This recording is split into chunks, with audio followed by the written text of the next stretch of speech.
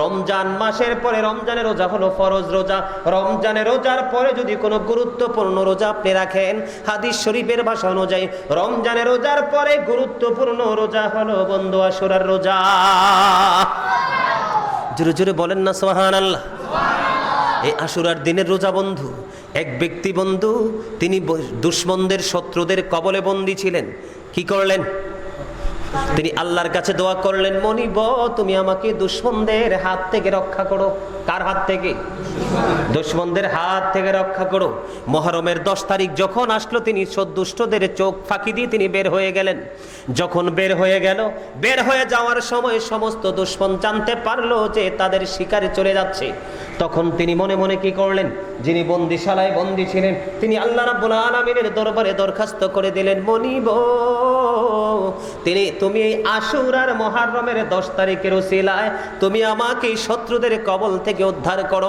যদি তুমি আমাকে দুশমনদের কবল থেকে বাঁচাও গো, আমি মুহররমের আশুরার 10 তারিখের একটা রোজা রাখবো।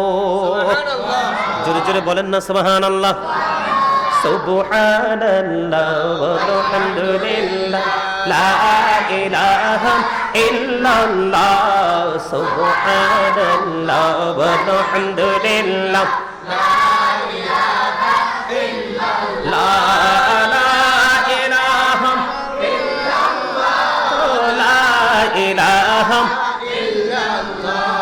সুবহানাল্লাহ ওয়ালহামদুলিল্লাহ লা ইলাহা ইল্লাল্লাহ মুহাম্মাদুর রাসূলুল্লাহ সাল্লাল্লাহু আলাইহি ওয়াসাল্লাম। আদম হাওয়াকে তওবা করার পরে ক্ষমা করেছেন এই মুহররম মাসের 10 তারিখে।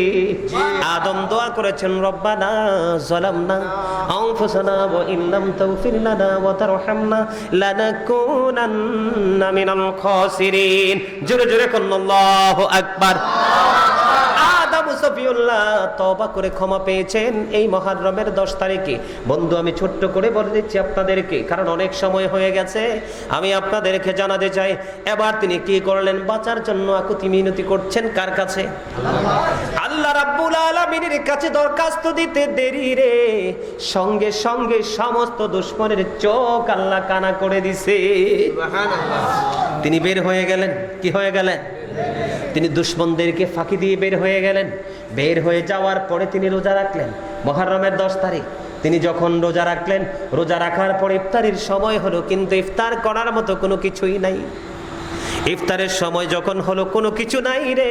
ইফতার বন্ধু কেমন করে করবে? ইফতারের সময় ওনার তন্দ্রা আসলো। যিনি শত্রুদের কবল থেকে বের হয়ে গেলেন, ওনার তন্দ্রা আসছে।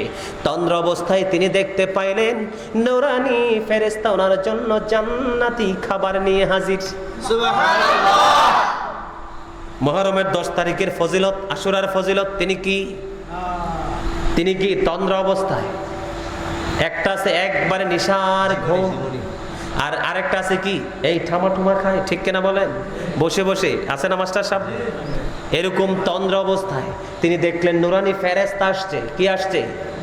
ওনাকে রহমতের বরকতের খাবার খাওয়াচ্ছে। উনি খাবার খাইলেন তন্দ্রা অবস্থায়। এবার যখন ওনার তন্দ্রা চলে গেল, সত্যি সত্যি দেখলেন তিনি আর ক্ষুধার্ত না, তিনি পরিতৃপ্ত। সুবহানাল্লাহ। কিতাব প্রমাণ করেছে বন্ধু, ওই দিন থেকে তিনি পরে আরো 20 বছর পৃথিবীর বুকে জীবিত ছিল। ওনার জীবনে 20 বছর হায়াতে জিন্দেগিতে আর কোনোদিন ওনার খাবারের চাহিদা হয় না। জোরে জোরে সুবহানাল্লাহ। জান্নাতের যুবকদের লিডার হবে রে বন্ধু, জান্নাতের সরদার যুবকদের হবে রে বন্ধু। আমার নবীর কলিজার টুকরা বন্ধু, দুই ভাই আবার মনে মনে চিন্তা করলো, বুড়োর সাথে বন্ধু আপন হয়ে গেল। আপন হওয়ার পরে এবার বুড়ো দাদুকে বলতেছে, দাদু এখন আমরা দুই ভাই মিলে অজু করব, আপনি ফয়সালা দিবেন কার অজু বেশি সুন্দর হয়। জোরে জোরে সুবহানাল্লাহ। কি কার অজু বেশি সুন্দর দেখেন? ইমাম হাসান হুসাইনের আদর্শ কত সুন্দর, কত মিষ্টি, কত মধু মাখা। এবার দুই ভাই মিলে অজু শুরু করলো। অজু যখন কমপ্লিট হলো, কমপ্লিট হওয়ার পরে এবার দুই ভাইকে দুই ভাই প্রশ্ন করলেন, দাদু বলো তো আমরা দুই ভাইয়ের মধ্যে কার অজু বেশি সুন্দর হয়েছে?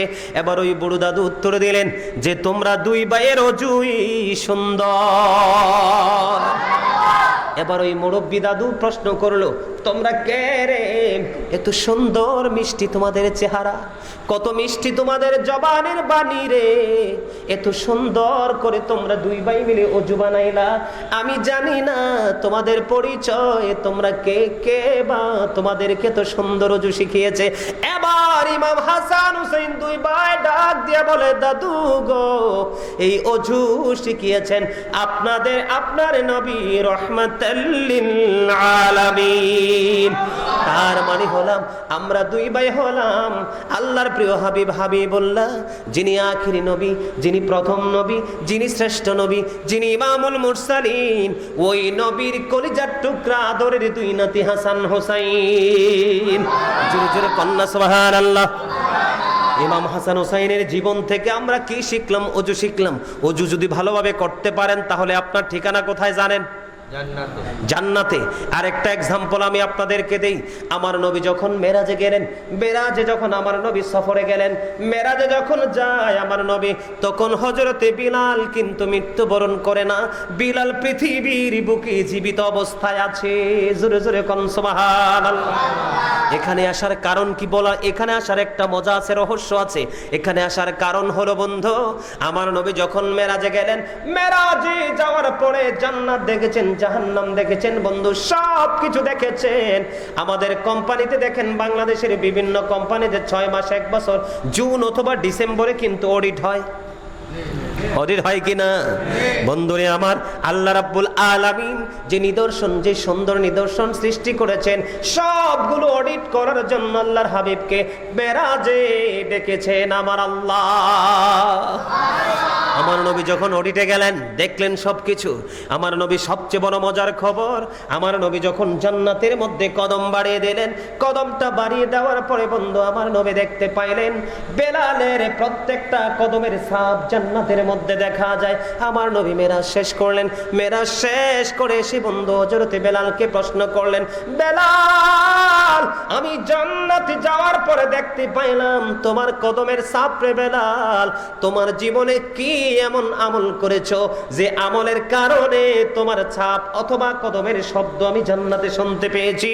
এবার হযরতে বেলাল উত্তর দিয়ে দিয়েছেন, ইয়া রাসূলুল্লাহ, ইয়া হাবিবাল্লাহ, নবী গো, প্রাণের নবী গো, আমার জীবনের এই জান্নাতে পায়ের শব্দ, পায়ের চাপ দেখার একটা মাত্র কারণ, আমার জীবনে সবচেয়ে বেশি মূল্যায়ন করেছি আমি আমার পবিত্রতাকে। জোরে জোরে সুবহানাল্লাহ। আর আমরা নামাজে যাওয়ার আগে উযুর মাধ্যমে পবিত্র হই, গোসলের মাধ্যমে পবিত্র হই, ঠিক কিনা বলে? বন্ধুরে আমার, পবিত্র হওয়ার জন্য এত সুন্দর অজু আমার নবীর কলিজার টুকরা শিখিয়ে দিল, আর ইয়াজিদ বাহিনী শিখিয়ে দিল কিভাবে বন্ধু জিনা করতে হয়, ঠিক কিনা বলো? ভাল লাগে না? ওয়াজ কি ভাল লাগে না? লাগে। কি বুঝতে পারলে? ইমাম হুসাইন শিখাচ্ছে, সুন্দরভাবে ট্রেনিং দিচ্ছে, পবিত্রতার ট্রেনিং, অজু কিভাবে করতে হবে সেই ট্রেনিং। আর ইয়াজিদ বাহিনী কি করছে? 61 হিজরিতে রাসূলের কলিজার টুকরাকে কতল করেও ক্ষান্ত হয় নাই। 63 হিজরি পর্যন্ত তারা তাণ্ডব চালিয়েছেন, হাররার ঘটনা ঘটিয়েছেন। ইমাম হুসাইন শিক্ষা দিয়েছেন মানুষকে কিভাবে পবিত্র থাকতে হয়, আর ইয়াজিদ এবং তার বাহিনী ট্রেনিং দিয়েছে কিভাবে এই শরীরকে, এই মনকে, এই দেহকে কিভাবে নোংরা অপবিত্র করতে হয়, কিভাবে অপবিত্র করা যায় জিনার মাধ্যমে, ব্যভিচারের মাধ্যমে। জোরে জোরে বলেন না নাউজুবিল্লাহ। ইয়াজিদের কথা শোনা কি উচিত? আজকে আমাদের দেশে ইয়াজিদের কথা মানুষ শোনে, ইয়াজিদকে নিয়ে প্রশংসা করে, জোরে জোরে বলেন না নাউজুবিল্লাহ। আর জোরে বলেন নাউজুবিল্লাহ। বন্ধুরে আমার, ইমাম হুসাইন এমন একজন আল্লাহর প্রিয় বান্দা, ইমাম হুসাইনের জীবনে পায়ে হেঁটে 25 বার তিনি হজ করেছে। কতবার? পায়ে হেঁটে 25 বার বন্ধু তিনি হজ করেছে। ইমাম হুসাইনের জীবনীতে যখন ঢুকবেন, রাসূলের আহলে বাইতের জীবনীতে যখন ঢুকবেন, আল্লাহকে কত দ্রুত কত সুন্দরভাবে পাওয়া যায় ওই ট্রেনিং বন্ধু সেখান থেকে পেয়ে যাবেন। আর ইয়াজিদের জীবনী যখন আপনি তালাশ করতে থাকবেন, তখন আপনার চরিত্র, আপনার দেহ, আপনার মন, আপনার ঈমান আমল কিভাবে ধ্বংস করা যায় সকল রাস্তা খুঁজে পাবেন। ঠিক কিনা বলেন? আর জোরে বলেন ঠিক না বেঠিক? বন্ধুরে আমার, আমি আপনাদেরকে বলি এই মাসটা এতটাই ফজিলতের মাস, এতটাই বরকতের মাস, এতটাই বন্ধু রহমতের মাস। আমি আপনাদেরকে মাঝখান দিয়ে একটু আমলের কথা বলবো কি বলবো না? একটু আমলের কথা জানার দরকার আছে না নাই? আমি দানের মধ্যে ছিলাম। কোথায় ছিলাম? দানের মধ্যে। আমি আরেকটু আপনাদেরকে শুনিয়ে দিই এই মাসে দানের কি ফজিলত। ইরাকের রায় শহরের বাদশার কাছে একজন ভিক্ষুক সাহায্য চাইলেন। মুহররমের 10 তারিখ। কত তারিখ? মুহররমের 10 তারিখে রায় শহরের বাদশা তাকে সাহায্য করলো না। যখন এই ভিক্ষুককে বাদশা খালি ফিরাইয়া দিল, খালি ফিরিয়ে দেওয়ার সঙ্গে সঙ্গে বন্ধু চলে গেলেন কার কাছে? একজন খ্রিস্টানের কাছে। খ্রিস্টান তাকে দান করলেন। এবার দিন চলে গেল, রাত্র হলো। রাত্র যখন গভীর হলো, ওই যে ইরাকের রায় শহরের বাদশা তিনি স্বপ্নে দেখতে পাইলেন সুন্দর মনোরম এক জান্নাতের বাগানের সামনে তিনি দাঁড়ানো। এত সুন্দর দরজা, এত সুন্দর বন্ধু জানালা তিনি দেখতে পাইলেন। তিনি প্রশ্ন করলেন, এই সুন্দর জানাই বালাখানা কার জন্য বরাদ্দ? এবার একজন প্রশ্ন উত্তর দিয়ে দিলেন, এই বালাখানা তোমার জন্য বরাদ্দ ছিল, কিন্তু এই বালাখানার মালিক হয়ে গেছেন আরেকজন। কই কিভাবে? কয় তোমার কাছে যে আজকে একজন সাহায্য চাইলো তুমি তাকে সাহায্য করলা না। একজন খ্রিস্টান তাকে সাহায্য করলো এই মুহররমের 10 তারিখে এই ফজিলতকে কেন্দ্র করে। ওই খ্রিস্টানের জন্য আল্লাহ রাব্বুল আলামিন এই নিয়ামত বরাদ্দ করে দিয়েছেন। এবার রাত্র পার হয়ে গেল। রাত্র যখন বন্ধু পার হয়ে গেল, গভীর রজনী শেষ হয়ে গেল, সকাল যখন হলো, 1 লক্ষ দিরহাম। কত লক্ষ? 1 লক্ষ দিরহাম নিয়ে রায় শহরের বাদশা খ্রিস্টানের বাড়ি চলে গেলেন। যাইয়া ওনাকে ডাক দিলেন। ডাকার পরে তিনি তার ডাকে সাড়া দিলেন। সাড়া দেওয়ার পরে এবার বলতেছে, তুমি গতকালকে দানের কারণে যে সওয়াবটা তুমি পেয়েছো, নিয়ামতটা পেয়েছো, এই নিয়ামতটা তুমি আমাকে দিয়ে দাও। এর বিনিময় আমি তোমাকে 1 লক্ষ দিরহাম দেব। জোরে জোরে আল্লাহু আকবার। কত লক্ষ? কত লক্ষ? 1 লক্ষ দিরহাম দিব। এবার ওই খ্রিস্টান একটা ডাক দিয়ে বলল, রে রায় শহরের বাদশা, তুমি ভুল করেছো, তুমি রং জায়গায় ট্রাই করেছো, রং নাম্বারে তুমি ডায়াল করেছো। আমি তোমার এই প্রস্তাবে একমত হতে পারবো না। কেন গো এই প্রস্তাবে একমত হতে পারবা না? এই 1 লক্ষ দিরহামের বিনিময় এই নিয়ামত তো থাক দূরের কথা, এই ভালাখানা তো থাক দূরের কথা, এটার একটা চৌকাটো আমি তোমার কাছে বিক্রি করব না। রে রায় শহরের বাদশা, তুমি শোনো গো, আমি কালেমা পড়ে সঙ্গে সঙ্গে মুসলমান হয়ে গেলাম। শুধু এই মুহররমের 10 তারিখে দানের কারণে, দানের ফজিলত। বলে হুজুর, ওই খ্রিস্টান কেন মুসলমান হলো? সে কিভাবে জানতে পারলো? সেই স্বপ্নটা, যেই স্বপ্নটা দেখেছেন ইরাকের রায় শহরের বাদশা, ঠিক সেই স্বপ্নটা দেখেছেন ওই খ্রিস্টান দেখে পাগল হয়ে গেল। পাগল হয়ে তিনি ওই বাদশার উপস্থিতিতে তিনি কালেমা পড়ে মুসলমান হয়ে যায়। জোরে জোরে বলেন না সুবহানাল্লাহ।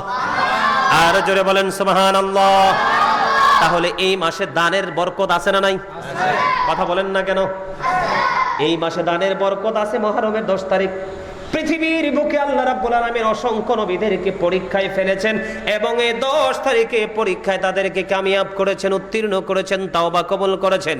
জোরে জোরে কন্যা সুবহানাল্লাহ। আমার নবী যখন মদিনায় কদমটা বাড়িয়ে দিলেন, মদিনার বুকে কদম বাড়িয়ে দেওয়ার পরে দেখতে পাইলেন তিনি ইহুদিরা রোজা রাখছে। ইহুদিরা যখন রোজা রাখছে, রোজা রাখতে দেখে আমার নবী প্রশ্ন করলেন, তোমরা কেন আজকের দিনে রোজা রেখেছো? রোজা রাখার কারণ যখন আমার নবী জানতে চাইলেন, এবার আমার নবীকে উত্তর দিয়ে দিলেন বন্ধু। ওই ইহুদিরা উত্তর দিয়ে দিলেন, মূসা নবী এবং ফেরাউনের যুদ্ধ হয়েছে। কি হয়েছে?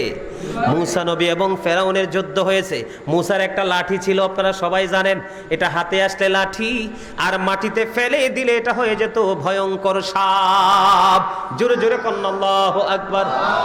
মূসা কালিমুল্লাহর সাথে ফেরাউন অনেক জাদুগিরি করেছে, কিন্তু মূসা কালিমুল্লাহ এমন একজন নবী রে, আল্লাহ রাব্বুল আলামিন 1,24,000 নবী রাসূলের মধ্যে 8টা নবীকে আল্লাহ রাব্বুল আলামিন স্বর্গীয় উপাধি দিয়েছেন। 8 জন নবীকে কয়জন?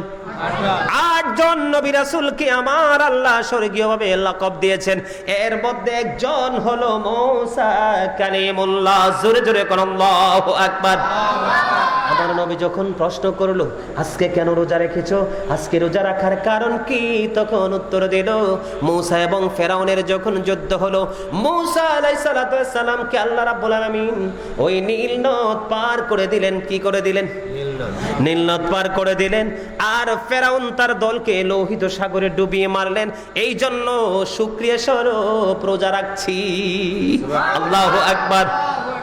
সঙ্গে সঙ্গে আমার নবী উত্তর দিয়ে দিলেন, মূসার তুলনায় আমার হক বেশি, অধিকার বেশি। ঠিক কিনা বলেন? আমার নবী আবার বলে দিলেন, আমরা যদি আগামী বছর যদি বেঁচে থাকি, আল্লাহ বাঁচিয়ে রাখে, তাহলে আমরা আগামী বছর 9 তারিখ রোজা রাখবো। কত তারিখ? 9 তারিখ রোজা রাখবো। আগামীকালকে 9 তারিখ শুক্রবার, এর পরের দিন হলো 10 তারিখ। আজকে আমি আপনাদেরকে বলবো, যদি সম্ভব হয় আজকে আপনারা রাত্রে সেহরি খেয়ে আগামীকালকে রোজা রাখবেন। বৃহস্পতিবার এবং শুক্রবার 2টা রোজা রাখবেন। বলো হুজুর রোজা রাখলে লাভটা কি? আমার নবী জানিয়ে দিয়েছে রোজা রাখলে একটা লাভ। সেই লাভটা হলো যে মুহররমের আশুরার দিনে যদি কেউ একটা রোজা রাখতে পারে, তাহলে তার 40 বছরের গুনাহ আমার আল্লাহ মাফ করে দিবে।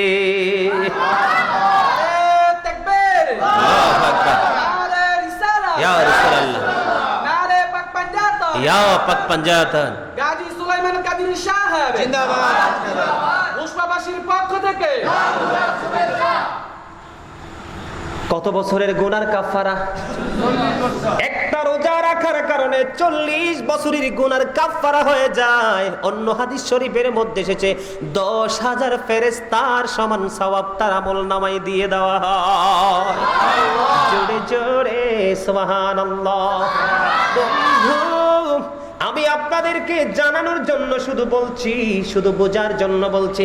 গতকালকে সারাটা দিন, প্রায় সারাটা দিনই আমার গ্রামের বাড়িতে ছিলাম। প্রায় অনেক সময় গ্রামের বাড়িতে সময় দিয়েছি বন্ধু।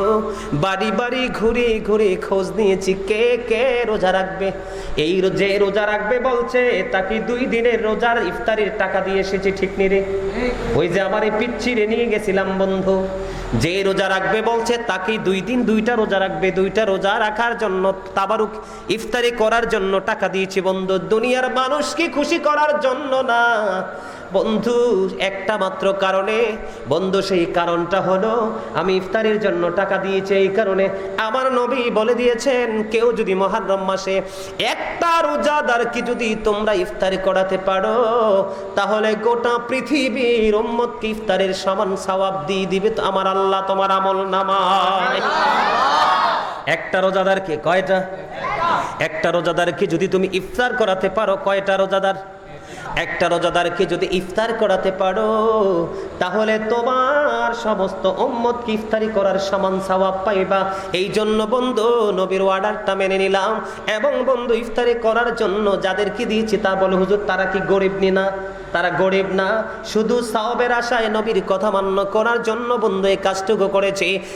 কারণ এবার আসেন, বলে হুজুর এই রোজার তো ফজিলত কেন? কারণ বনি ইসরাইলের জন্য মুহররমের এই 10 তারিখের একটা রোজাই ছিল তাদের জন্য ফরজ। জোরে বলুন আল্লাহু আকবার। আর জোরে বলুন আল্লাহু আকবার। আপনারা তো এখানে অনেক মানুষ আল্লাহু আকবার বলতে কি অসুবিধা হয়? আর জোরে বলেন, আরে জোরে বলেন আল্লাহু আকবার। বনি ইসরাইলের জন্য কয়টা রোজা ফরজ? এই মুহররম মাসের এই রোজাটাই বন্ধু ফরজ ছিল। রমজানের রোজা যখন ফরজ হয়ে গেল, তখন এটা হয়ে গেল মুস্তাহাব। ফরজ নামাজের পরে সবচেয়ে উত্তম নামাজ হলো রাতের নামাজ। রমজান মাসের পরে রমজানের রোজা হলো ফরজ রোজা। রমজানের রোজার পরে যদি কোনো গুরুত্বপূর্ণ রোজা আপনি রাখেন, হাদিস শরীফের ভাষা অনুযায়ী রমজানের রোজার পরে গুরুত্বপূর্ণ রোজা হলো বন্ধু আশুরার রোজা। জোরে জোরে বলেন না সুবহানাল্লাহ। এই আশুরার দিনের রোজা বন্ধু, এক ব্যক্তি বন্ধু, তিনি দুশমনদের শত্রুদের কবলে বন্দী ছিলেন। কি করলেন? তিনি আল্লাহর কাছে দোয়া করলেন, মনিব তুমি আমাকে দুশমনদের হাত থেকে রক্ষা করো। কার হাত থেকে? দুশমনদের হাত থেকে রক্ষা করো। মুহররমের 10 তারিখ যখন আসলো, তিনি দুষ্টদের চোখ ফাঁকি দিয়ে তিনি বের হয়ে গেলেন। যখন বের হয়ে গেল, বের হয়ে যাওয়ার সময় সমস্ত দুশমন জানতে পারলো যে তাদের শিকারে চলে যাচ্ছে। তখন তিনি মনে মনে কি করলেন, যিনি বন্দিশালায় বন্দী ছিলেন, তিনি আল্লাহ রাব্বুল আলামিনের দরবারে দরখাস্ত করে দিলেন, মনিব তুমি এই আশুরার মুহররমের 10 তারিখের উসিলায় তুমি আমাকে শত্রুদের কবল থেকে উদ্ধার করো। যদি তুমি আমাকে দুশমনদের কবল থেকে বাঁচাও গো, আমি মুহররমের আশুরার 10 তারিখের একটা রোজা রাখবো। সুবহানাল্লাহ, জোরে জোরে বলেন না সুবহানাল্লাহ। সুবহানাল্লাহ ওয়ালহামদুলিল্লাহ লা ইলাহা ইল্লাল্লাহ। সুবহানাল্লাহ ওয়ালহামদুলিল্লাহ লা ইলাহা ইল্লাল্লাহ লা ইলাহা ইল্লাল্লাহ লা ইলাহা ইল্লাল্লাহ। সুবহানাল্লাহ ওয়ালহামদুলিল্লাহ লা ইলাহা লা ইলাহা ইল্লাল্লাহ মুহাম্মাদুর রাসূলুল্লাহ সাল্লাল্লাহু আলাইহি ওয়াসাল্লাম। আপনারা মনে ক্লান্ত হয়ে পড়ছেন না? আমার কাছে সেই মজা লাগতেছে। আপনারা তো জানেন না মাসের ফজিলত যে কত বেশি, এই মাসের বরকত যে কত বেশি। আপনি যদি এই মাসে, এই যে সামনে শনিবার 10 তারিখ, শুক্রবার সন্ধ্যা শুরু হওয়ার সাথে সাথে 10 তারিখ শুরু, এই সময়ের মধ্যে আপনি আল্লাহর কাছে যা চাইবেন তাই আল্লাহ আপনাকে দিবে। আপনি আল্লাহর কাছে যা চাইবেন তাই দিবে। তওবা করবেন, কবুল হবে। আদম ও সফিউল্লাহকে আল্লাহ রাব্বুল আলামিন জান্নাত থেকে বের করে দিছে না? কথা বলেন না কেন? গন্ধম খাইতে নিষেধ করছে, আদম হাওয়া মিলে গন্ধম খাইছে। আল্লাহ রাব্বুল আলামিন কি বলছে? কুল নাহবিতু মিনহা জামিআ। আল্লাহ জান্নাত থেকে বের করে দিলেন। আল্লাহ বলছে you get down all from here. আল্লাহ জান্নাত থেকে বের করে দিলেন। কি করে দিলেন? আল্লাহ রাব্বুল আলামিন আদম হাওয়াকে তওবা করার পরে ক্ষমা করেছেন এই মুহররম মাসের 10 তারিখে। আদম দোয়া করেছেন, রব্বানা যালামনা আনফুসানা ওয়া ইল্লাম তাগফির লানা ওয়া তারহামনা লানাকুনান্না মিনাল খাসিরিন। জোরে জোরে কোন আল্লাহু আকবার। আদম সফিউল্লাহ তওবা করে ক্ষমা পেয়েছেন এই মুহররমের 10 তারিখে। বন্ধু, আমি ছোট্ট করে বলে দিচ্ছি আপনাদেরকে, কারণ অনেক সময় হয়ে গেছে। আমি আপনাদেরকে জানাতে চাই, এবার তিনি কি করলেন? বাঁচার জন্য আকুতি মিনতি করছেন কার কাছে?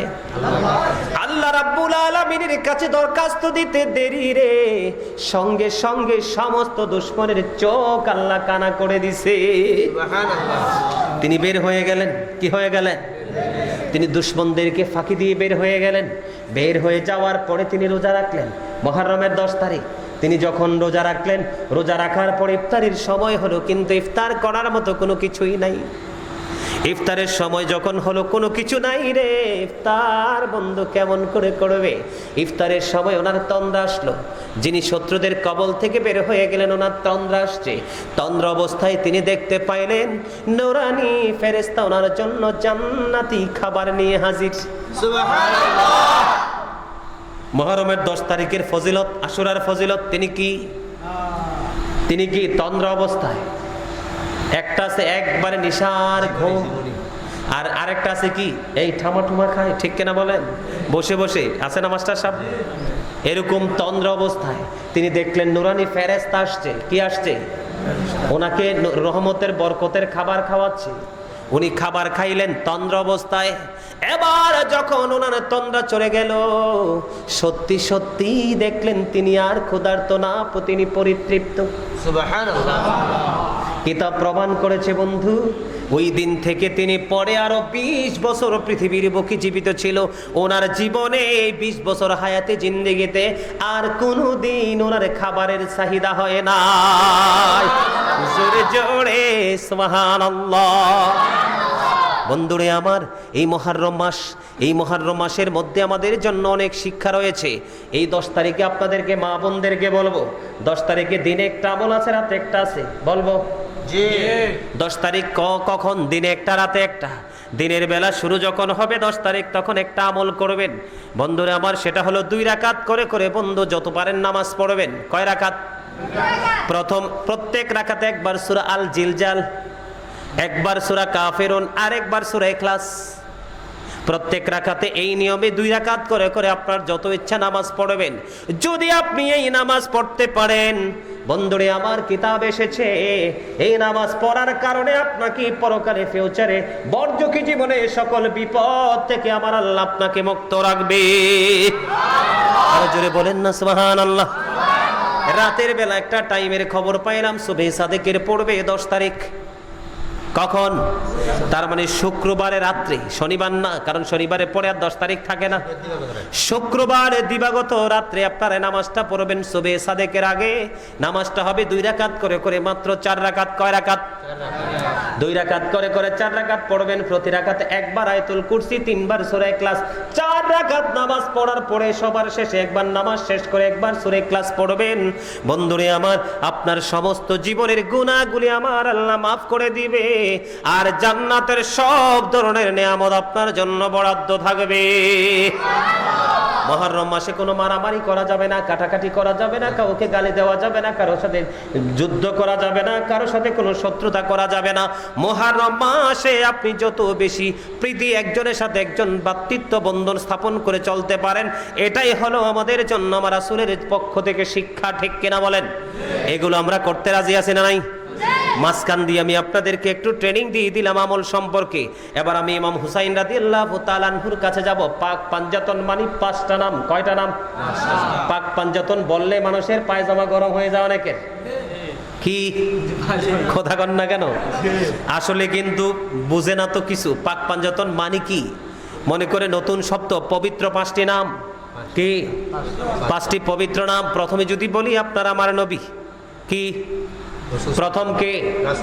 রাসূল সাল্লাল্লাহু আলাইহি ওয়াসাল্লাম। 2 নম্বরে হলো কে জানেন? রাসূলের পাওয়ার আছে না নাই? কথা কয় না। রাসূলের পাওয়ার আসেনি?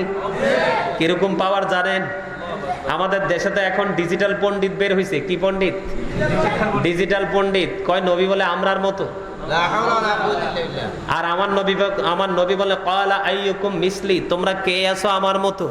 ওই আজ থেকে 1450 বছর আগে আমার নবী চ্যালেঞ্জ করেছেন, ক্বালা আইয়ুকুম মিসলি, তোমরা কে আছো আমার মতো। এখনো পর্যন্ত কেউ হাত তুলতে পারে নাই। কথা বলেন না কেন? এখনো পর্যন্ত কি করতে পারে নাই? তার মানে আমার নবীর মতো কেহই নাই। ঠিক কিনা বলেন? আল্লাহ বলেছেন, মাইয়ুতির রাসূলা ফাকাদ আতা আল্লাহ, হি হো ওবিস দ্য স্টিল ওবিস আল্লাহ।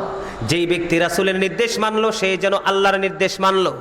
তো এখানে কি আপনার আমার মতো বোঝা যায়?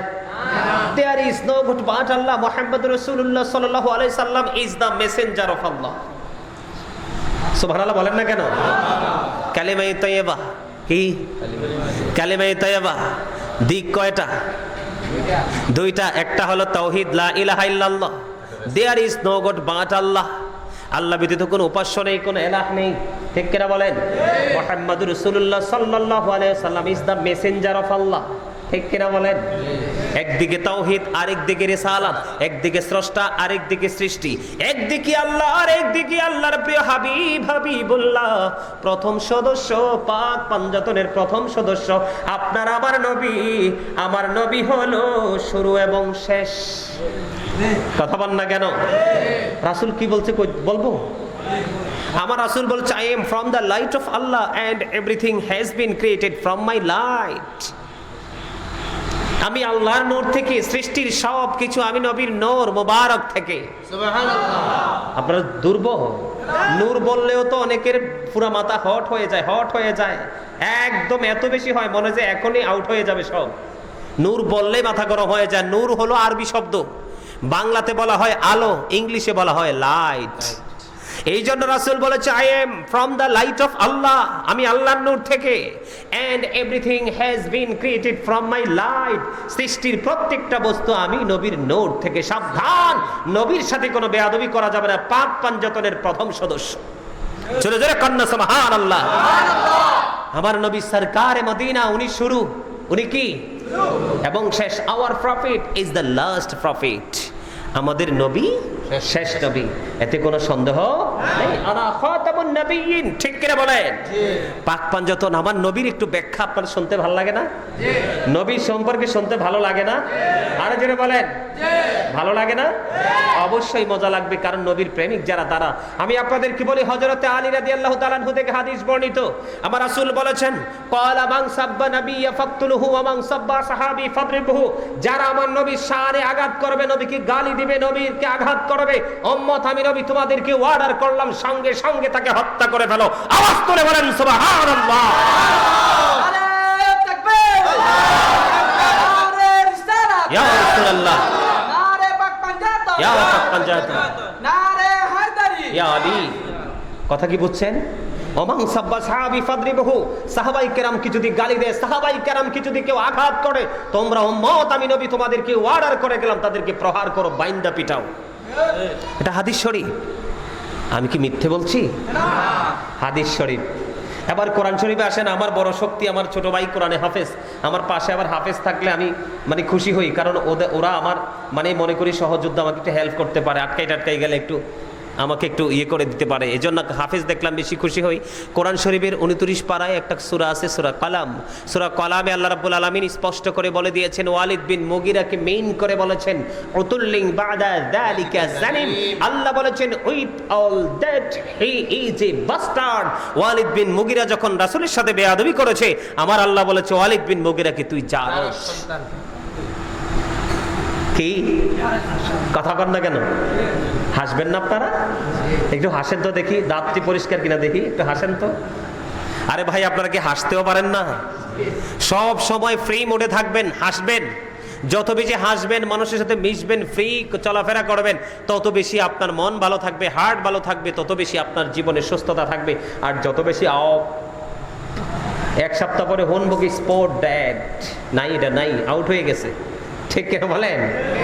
এই গোমরামুখী মানুষ আল্লাহ পছন্দ করে না, আর আমি তো দেখতেই পারি না। দেখতে মেয়ে টাকা পয়সা দ্বন্দ্বলত, কার ছেলে কার নাতি, আজকে মরলে কালকে 2 দিন পৃথিবী মনে রাখবে না। এই জন্য আমার জীবনে টাকা পয়সা দ্বন্দ্বলত থাকলে আমি সুখী না, আমার জীবনে আমার সহযোদ্ধা প্রয়োজন, ঠিক কেন বলেন? মানুষের জন্য মানুষ বানাইলো আল্লাহ প্রেমের কারণে, প্রেমের ডুরি বান্দরে মদিনার শোনে। মানুষ বানাইলো আল্লাহ প্রেমের কারণে, প্রেমের ডুরি বান্দরে মদিনার শোনে। আল্লাহ বানাইলেন কত জাতি,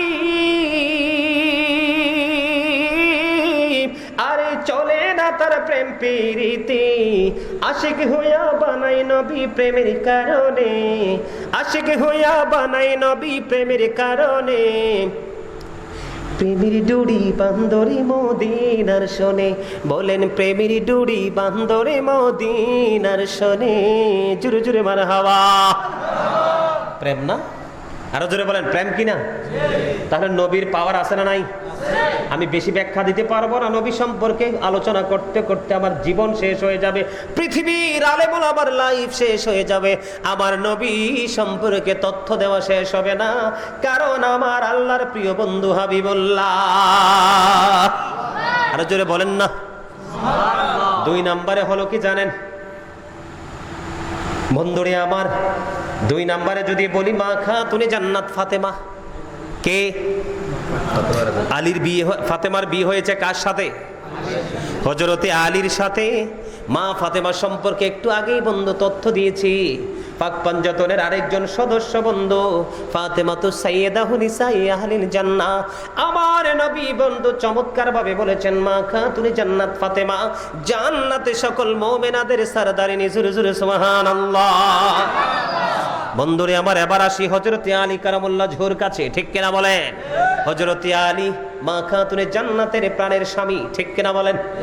হযরতে আলী সম্পর্কে রাসূল বলেছেন, বন্ধু কি বলবো? রাসূল বলেছেন আনা মাদিনাতুল ইলম ওয়া আলিউন বাবুহা। আমার নবী বলেছেন I am a city of education, the gate of that city is Ali.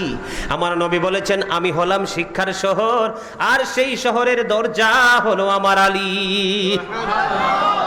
পাক পাঞ্জাতনের সংক্ষিপ্ত ব্যাখ্যা দিচ্ছি। আর 2 জন বাকি, কয়জন? 1 জন হলো হাসান আর 1 জন হলো হুসাইন রাদিয়াল্লাহু তাআলা।